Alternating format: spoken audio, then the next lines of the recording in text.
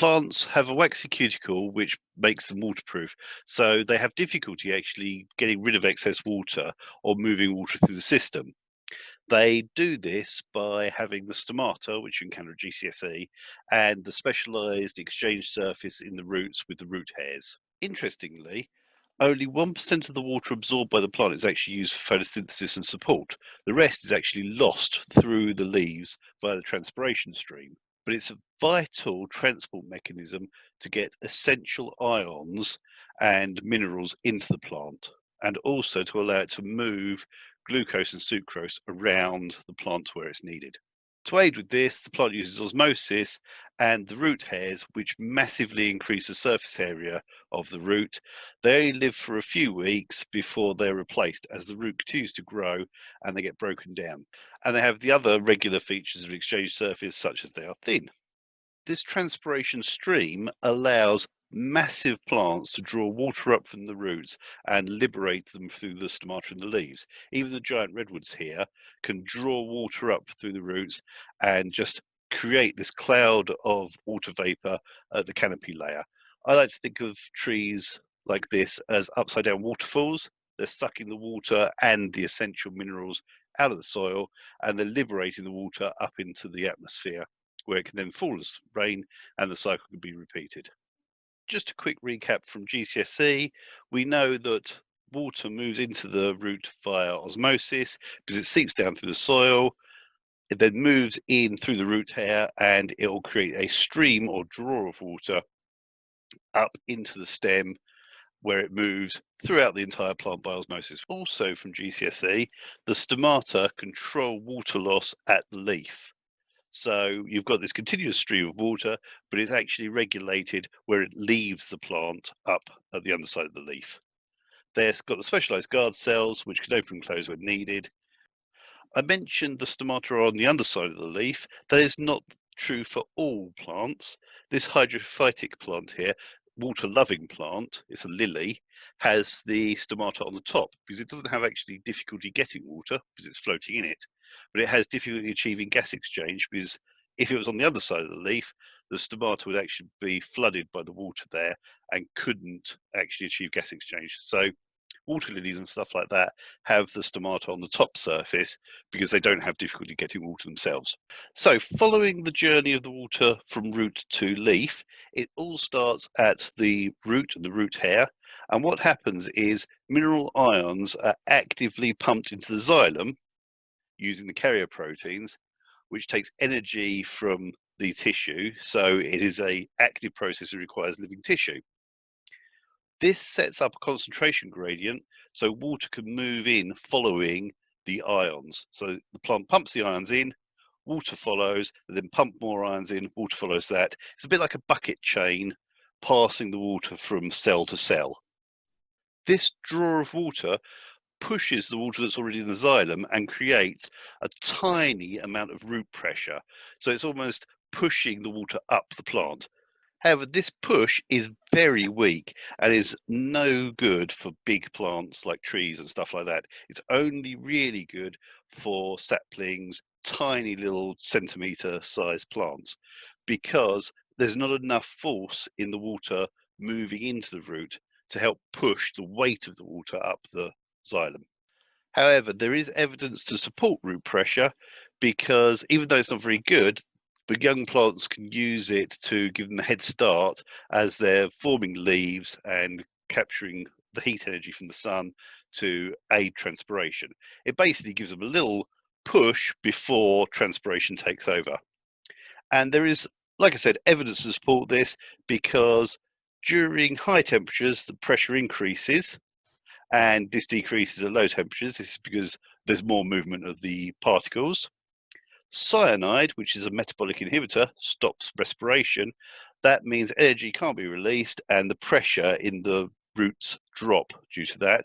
And also, if you decrease the amount of oxygen available to the plant, root pressure also stops, indicating that it's an active process because it requires oxygen, which in turn releases ATP for the plant to use. There are two terms you might come across if you do a bit of research, one being the apoplastic pathway.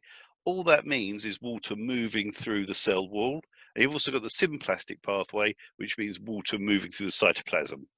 They're not used so much now in new specification, but they still crop up every now and then, so just be aware of them. Apoplastic cell wall movement, symplastic cytoplasmic movement of water. And what happens is when it gets to the leaf, the water moves in exactly the same way as it does in the root by osmosis. So water builds up and moves from cell to cell, following the concentration gradient from high to low water potential. So I've said a couple of times there's a continuous stream or chain of water molecules moving through the plant. This is actually reinforced by the cohesion-tension theory. What happens is water evaporates from the stomata via transpiration, but water is attracted to other water molecules by hydrogen bonds, so they stick together. They also are attracted to the xylem wall, so they stick to that. So effectively, we get a chain of tiny, tiny water molecules all attracted to each other and attracted to the xylem wall all the way through the xylem. That attraction causes a continuous column or chain of water from the mesophyll in the leaf all the way down to the root cells at the bottom of the plant. As one molecule is drawn away at the stomata, another one is pulled out as well. So sort of as one removed, another one pops out. The best way of representing this is with a box of tissues. As you remove a tissue, another one appears. You can keep on removing them and they'll just keep on appearing as long as there's tissues available.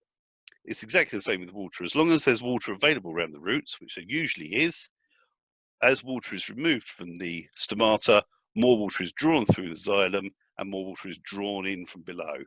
The drawing of water creates a pull. So the term for this is transpiration pull. As one water molecule is pulled away at the leaf via the heat from the sun, it draws or pulls more up through the xylem.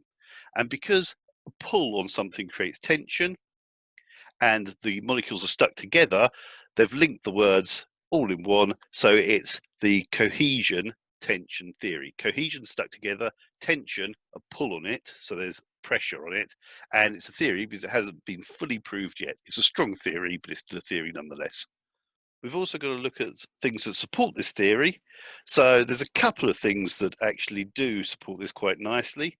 One of them is trees actually shrink during the day, because that transpiration pull is so strong they can draw the trunk in. And at night, because there isn't transpiration going on as much because it's dark, the plant hasn't got the pull effect of transpiration, so the trunk actually expands. And it's quite substantial. It could be 2 to 3 centimeters on some plants. Also, when you cut into a xylem, it doesn't leak fluid like the phloem does. It actually draws air in, so it almost sucks the air in. That's because the water is leaving at the leaf and that is drawing more water molecules up, but you've broken the chain, so it starts to draw air in instead. And just to reiterate the xylem structure, because it kind of links nicely to this, you've got the fact that transpiration is passive, doesn't require ATP, therefore xylem tissue can be dead because there's no respiration required. But the important thing is you've got that continuous tube which allows water to move up. Also, the energy for this comes from the sun itself, doesn't need to use respiration at all. So, last little bits, there's lots of factors that influence transpiration. The key 4 ones are here. We've got light, which means stomata will open or close, depending on whether it's there or not. And in turn, when there's a high light intensity, that'll mean that there's a high amount of transpiration because stomata are open, because it's trying to achieve gas exchange. When the light is reduced, there's low rate of transpiration because stomata close. Temperature affects kinetic energy of the molecules, so the increase in temperature will mean that we've got increased rate of transpiration, and the opposite happens when it gets low temperatures. Humidity is a little bit more confusing because it's kind of the opposite of what you'd expect, but high humidity saturates the air, and that means that water molecules find it difficult to escape, and low humidity means there's less saturated water molecules in the air, therefore more can leave the leaf. Okay, to help us with this, as you can see here, we've got a very stylized picture of the leaf surface. So the inside of the leaf is the top, the outside of the leaf is the bottom, and we've got a region of high humidity around the leaf. So what's going to happen is there's going to be very little water movement out through the stomata. Because the outside of the leaf is saturated with water, it's very difficult for water molecules to gain that because it's already nearly at 100% saturation. One or two molecules may leave, but it's going to be very little. However, in this scenario, you can see there is very little water outside the leaf, so it's very low humidity. So it's nearly zero. So water is going to leave from the stomata very rapidly. And that's going to actually draw more water in from the xylem and ultimately from the roots. So it's going to have a big effect on transpiration rate. And the last one is air movement. Air movement effectively drags moisture from the leaf away. So increased air movement will mean that there's more transpiration, and reduced air movement means there's less transpiration.